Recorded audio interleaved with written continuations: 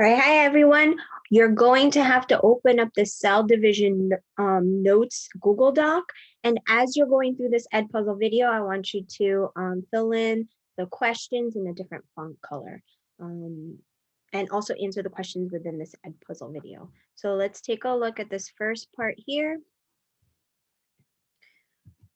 All right, so I want you to pause the video and read this section that's on the Google Doc and answer these two questions in a different color. So let's take a look at the first question. What are the 3 reasons why cells need to reproduce? That means like, why do we need our cells to divide? Why do we need more cells? Well, the first thing is the cells in your body, they grow in size, but we don't want them to continue growing and growing and growing because that means they're gonna need more nutrients, more substances in order for them to work properly. So they have to have a size limit in how large they can get.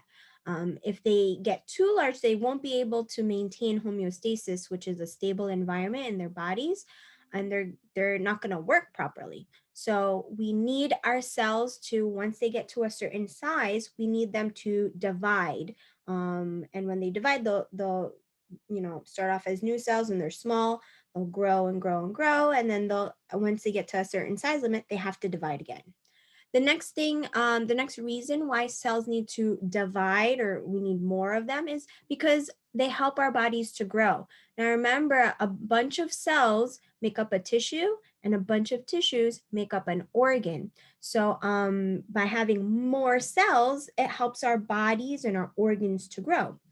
The last reason is because it helps us replace damaged cells. So if you take a look at this picture here of this person's stitches, they got a cut and they may have bled. So they damaged or lost skin cells and also blood cells. And so we need to replace those damaged cells so that to help our bodies, in this case, heal. Right? So these are the reasons why when I say reproduce, I'm talking about cells dividing and us making more cells. The next question is, what types of cells divide during mitosis? So here we said for our body cells, they use that process of mitosis in order to divide. Now, another word or science word for body cells would be somatic cells. All right, so let's take a look at how prokaryotic cells divide. Remember, prokaryotic cells are in organisms like bacteria. Here's a picture of it, of the bacteria. It's made up of this one prokaryotic cell. It has the DNA in here and other organelles like the ribosome, which helps make protein. It has a cell membrane or plasma membrane. It doesn't have a nucleus, but it also, but the DNA kind of just floats inside, and it has cytoplasm, which is the fluid part. So, prokaryotic cells divide not using a process called mitosis. They divide using a process called binary fission.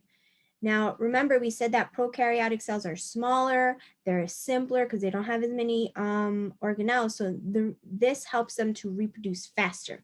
So let's take a look and make sure on your Google Doc, you label these parts. The orange outside layer would be the cell membrane, and then the squiggly blue line would actually be the DNA, the important genetic information of that bacteria or cell.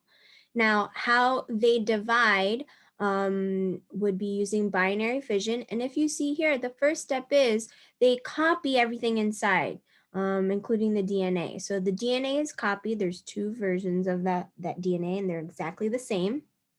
In step 2, you'll start to see that the cell membrane is starting to divide. It hasn't split up yet, but you can see the DNA is on opposite sides of the cell. The cell is getting longer, and it looks like the cell membrane looks like it's about to split.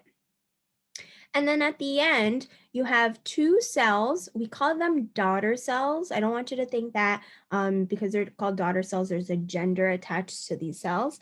That's just how scientists call new cells. There's 2 daughter cells, and they're exactly the same as each other because they have the same exact DNA since it was copied. So new cells are called daughter cells. The original cell is called the parent cell. So after a while, it's just going to repeat these steps. These cells are going to grow larger. They're going to copy their DNA before they start to divide. Now, take a look at this next section. Here is a picture of how prokaryotic cells, like those you would see in bacteria, divide using binary fission. And here are how eukaryotic cells divide, like cells in our bodies or plants, through a process called mitosis. So I want you to read the information that's there and answer the two questions that are up here on your Google Doc and type in a different font color. So which process would take longer to make more cells? Well, just looking at the pictures, I would see that it seems like there's more steps for eukaryotic cells. So when they divide using mitosis. So mitosis will take a longer time. And when you had to compare these two pictures, not only were there more steps, there's also more like structures that were needed to help the eukaryotic cell divide compared to prokaryotic cell, which is really simple, right? There's also this nucleus that's there. Remember when we said eukaryotic cells, you think the memory clue you do, because they do have a nucleus. So that has to kind of be broken down and then it comes back together again. So there's more structures here in the process of mitosis. For prokaryotic cells, remember their memory clue is no, because prokaryotic cells do not have a nucleus and it looks just much more simpler. There's less steps, there's less structures that are needed for binary fission. So what I want you to do now is go to the next part, which is the flip-flop on your Google Doc, read this information, and then answer the questions. So when we take a look at the steps of the eukaryotic cell cycle in order, if we see here, the eukaryotic cells, the steps that they use to divide would be interphases first. So we're growing, we're doing regular cell functions. Okay, then after that is mitosis when the cell starts to divide. And then cytokinesis is the end where the two cells are completely formed. Right? Then we're going to focus on interphase. Now, your cells actually spend most of their time in interphase, and there are three parts to interphase. There's G1, where the cell grows and it makes sure everything's good. And then there's the S phase, which is called the synthesis phase, where it copies the DNA. And then we have G2, where it checks to make sure that the DNA that was copied is there's no errors there, right? So during this time, organelles are also being copied, other organelles other than not just the DNA is copied, but everything else. It's really preparing the cell to divide, because in interphase, we're not yet dividing, we're just preparing our cells to divide in mitosis. Now, in interphase, it really has to check itself a lot, because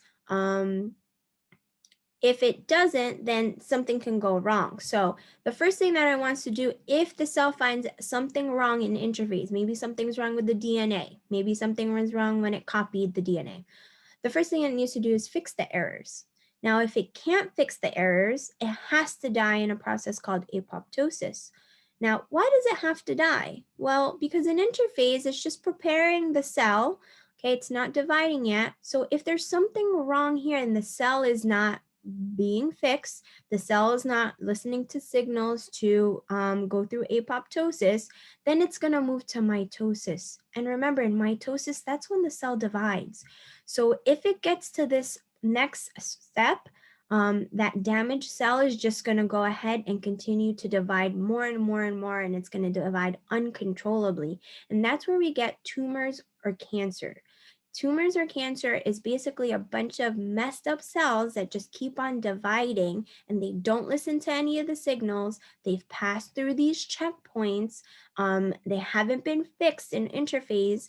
They haven't gone through apoptosis, and now they're stuck in mitosis and they're just dividing like crazy. Why is like introduction, like let's say to an essay, a good memory clue for interphase? Now remember, when you think of introductions for essays, you're preparing the reader for what they're going to read, what the body or what the message of the essay is going to be about. So when you think of intro, and interphase, think, well, introductions are the first part of the essay and interphase is the first part of the cell cycle. And during interphase, it's preparing the cell. It's preparing the cell to get ready before it can divide. So what I want you to do after you check these answers and fix any of the answers, I want you to go to the last page where it has the activities. There are 2 EdPuzzle videos you need to watch, and make sure you fill out any answers in different color. Type it in different color in the last page of the Google Doc.